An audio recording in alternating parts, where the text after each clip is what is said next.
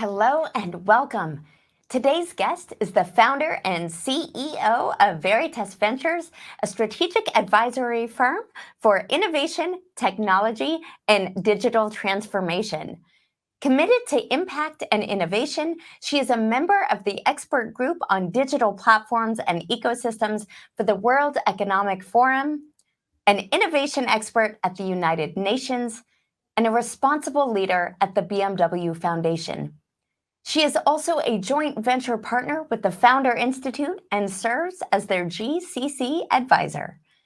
A dedicated philanthropist and mentor, she sits on the advisory board of the IBM Village Capital Accelerator and is a mentor with Techstars, Respond, E7, and many other global accelerators and incubators. She is a global ambassador at Vital Voices and part of the VV100, the Vital Voices network of 100 top influential women.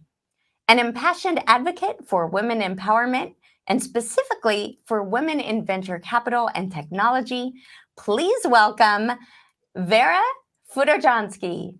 Now, Vera, you have had quite the international life, so tell us a little bit about your upbringing.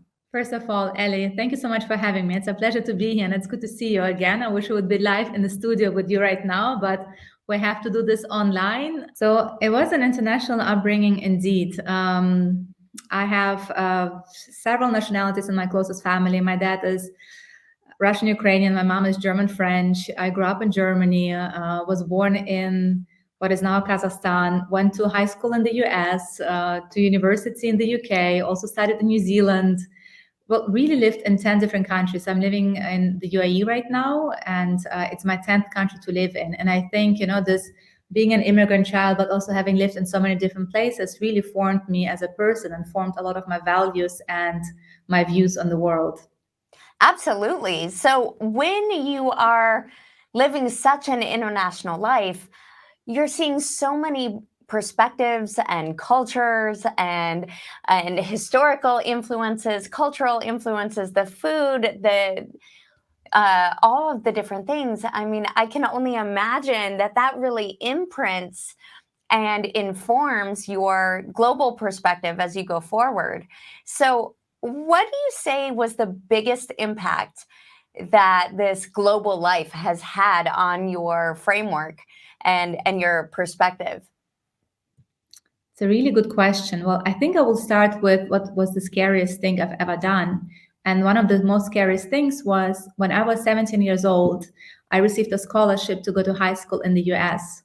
And it was pre-WhatsApp and pre-Skype. So there wasn't really a way, or pre-Instagram, there wasn't really a way to keep in touch with my family. And I remember obviously saying yes to that scholarship. It was the German, like the US Senate and the German equivalent to that, that invited me to go, and I couldn't choose where to go. I was sent to what they believed was the real American family, and it was a family in West Texas, in Odessa, Texas. I actually went to Permian High School. If anybody knows Friday Night Lights, the show, that's actually about the high school I went to, and I loved it. It was amazing, but it was so scary as a 17-year-old girl to leave Germany and to leave my home, my parents, and go into the unknown completely, to really get on that plane, arrive and be part of a new, American family, a new language, new ways. And it was so scary. I mean, I really remember my first day. I was even, I was afraid. I felt uncomfortable to even open the fridge and eat something. I remember I was starving the first few days just because I was,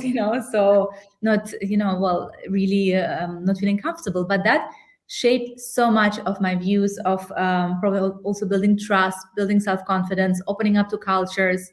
Before that, I always wanted to become a lawyer. But back then, being a lawyer would have tied me very much to Germany. So I would have just studied German law. After spending that year in the United States, the senior year, and graduating from the high school in the US, I realized I do not want to be tied to one country. I really want to have the experience of living in different cultures, getting to know people from all different paths of life, and bring those different cultures together. So that really became a passion, which I still carry nowadays. And I'll speak about what I do later on. But it really, that experience as a 17-year-old girl going to the United States to do my senior year, influenced a lot of what happened through all my life, for the next, how many years has it been, like 20, 30 years since. Absolutely. So when your intuition tells you one thing and your head tells you something else, how do you navigate that? How do you silence the concerns or the thoughts that are coming up in your head and really tap into your intuition and then follow through on that? Well, a lot of that is going to my daily rituals. I meditate every day. I do, mantra chanting. I do certain visualization processes, and I think that really helps me to find this quietude and to listen to my inner voice. In fact, I really, and I have, a lot of younger women founders ask me how to, what advice I would give them, and I always say, among many other things, it's important to find a space where you can really listen and hear your own voice, because there's so much noise in the world. We're constantly bombarded, especially in this digital world we live in. You constantly have so much, and you have all those, influences that show you a certain life you could have. But it's so difficult for a young woman to understand that this life is not even real. A real life is something completely different. So to find that space, whatever it means, you have to try many different things. For some people, it could be cooking. For other people, it's yoga. For other people, it's running or, walking or swimming. For me, it's really, it's processes as well. It used to be yoga. Now it's much more qigong and meditation and mantra chanting. So there are different phases in life as well. And I think it's really important to make that space and time for yourself, to find this calmness that you really can listen to what is it that I really want. Besides the daily rituals, which is really important, to define for yourself, because like I was saying, it can change over time. It can be different depending on, the stage of your life, where you're at. One other important thing also is to define your values. Knowing what your values are helps you in life. It helps, setting boundaries. It helps to, live in alignment with your values. And I think this is a really important thing to then also realize, and being able to differentiate what is really my voice inside of me talking and what is potentially the noise from the outside. So yes, I mean, it's part of building really this resilient mindset. The daily rituals, knowing your values, setting boundaries is another important one. I used to think I can help everyone, and that was the reason why I burned out last year, because I tried to help especially female founders, and it's not really scalable because, you only have that much amount of time in your life. But setting boundaries is a really important one. So knowing your values, setting boundaries, listening to your own voice. I think those are all important things, but we all learn them with time. I didn't know that when I was 20 years old, and I wish I would have, but I think it's a typical process we all go through, that we learn over time to discover ourselves and to really reach a certain point where we maybe, feel more calm, so we can listen to our inner voice. And in my case, for example, I take time to go on retreats where I can completely switch off. I try to go offline. I turn off my phone, just because it's constantly, reminding me of so many emails and messages I have to answer. So I turn it off and I take time for myself. And I know this potentially is not possible for everyone. Not everybody can take time off and go away for a week to, Costa Rica or Mexico or Bali. But potentially this time can be created in, during the week. Just, take a couple of hours and really set them aside for yourself. I think self-care is really, really important. And by creating that space and time for self-care is how we can get in touch more with our, feeling, intuition, and that inner voice that many times we don't hear just because we're so busy with other things. Absolutely. I think that's so important, to take the time to get still so that you can be present and you can listen. And I love the tips that you just shared for people to be able to do that, to develop that strong routine, to set aside some time within their day if they can't get away that is just for themselves, to carve out their boundaries and reflect on their values, and to really prioritize what's important to them, their dreams, their hopes. All of those things are really powerful practices that the audience can implement. So thank you so much for sharing that. Now, you've talked a little bit about moving to the US, accepting that scholarship as being one of the scariest things that you've done. And you've talked about your practice for clarity, your practice for centering, your practice for self-care. Now, how do you overcome the fear, the doubt that can creep up from time to time?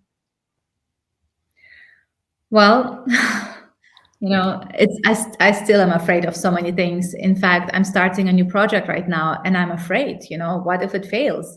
But if I don't try it, if I don't build it, it's much worse than actually having the fear. And in fact, I feel the fear is much stronger as long as you think about it. The moment you take action, fear almost disappears because you're already on the way, you're doing it.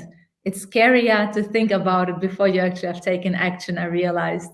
So I am all for doing the things that scare you and really, like I was saying before, getting out of the comfort zone. And I've done it many times in my life, where I just, even though I was really comfortable, but I would get out of the comfort zone. In fact, another scary thing that, I think is really important to do, and I've done many times, and it potentially also led me into more difficult situations in my life, but because it aligns with my values, I find it's important to speak up in controversial situations. If you feel that something is not right, be it in your work or be it in certain circumstances, I think it's really important to speak up when you see injustice happening, and that that I'm pushing myself to speak up, that I'm pushing myself into scary situations has formed me quite a bit, and I wouldn't change it, even though potentially I could have an easier and more comfortable life without pushing myself to those limits. But I think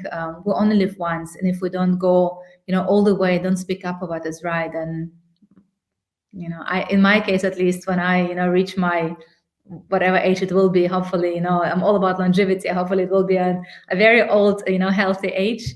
But when I'm about to leave, this earth, I really want to look back and say, I spoke up when I should have, and I have led a life and taking risks, we only here once. So I find we should be taking more risks in life, because what's the worst that can happen? It won't work out. Okay, we might fail, but it's better to fail than not to do it at all. Absolutely. So, what has been something that you tried and it didn't go as planned? And how did you navigate that and deal with the disappointment? I think the most important thing to deal with disappointment is to have the support network, to deal with failures, to deal with really difficult situations in life, is to have your support network and your tribe around it. And that goes back, to my family that I have around me, but it also goes to, certain friends I have around me as well. And that network really, it's almost, they pick you up again. You feel help, you feel like you can't fall all the way to the bottom, and even if you do, that's like you can't go further down. The only way back is up again. So it's been many things, professionally, personally, lots of disappointments in life. I must say, I trust people very quickly and easily, and I think it's a blessing and a curse. It's a blessing because I built relationships very easily and quickly with all kinds of people from all different walks in life and countries, because I've lived in so many. So building, relationships and networks is easy for me, but it also is a little bit of a curse because I just open up and trust people so much. So I need to, do what I preach myself and find quiet time and actually listen within and realize, is this now the right relationship to invest into or not? But yeah, there have been many disappointments in life, professionally and personally, but I think the most important is really that support network around me that I have, that I'm very grateful for. So let's imagine that you have come to the end of your life best lived. You have left it all on the table. You have used your voice. You have built this incredible global community. You have mentored and supported, you have nurtured, you've left it all on the field. What do you want them to say about you? Well, I would like for people to remember me for the impact I created in their lives, for the inspiration they had. I have a lot of young women who come to me and say they are inspired, and especially they're inspired. Actually, let me share this example with you. I was speaking at a technology conference. It's probably been 2 years because it was a physical conference pre-COVID, and a young woman came to me and she said, "Vera, I'm a startup founder thanks to you." And I said, "How so?" And she said, "A few years ago, I saw you speaking on stage and you were wearing a dress. And I realized I can be in technology and can stay feminine."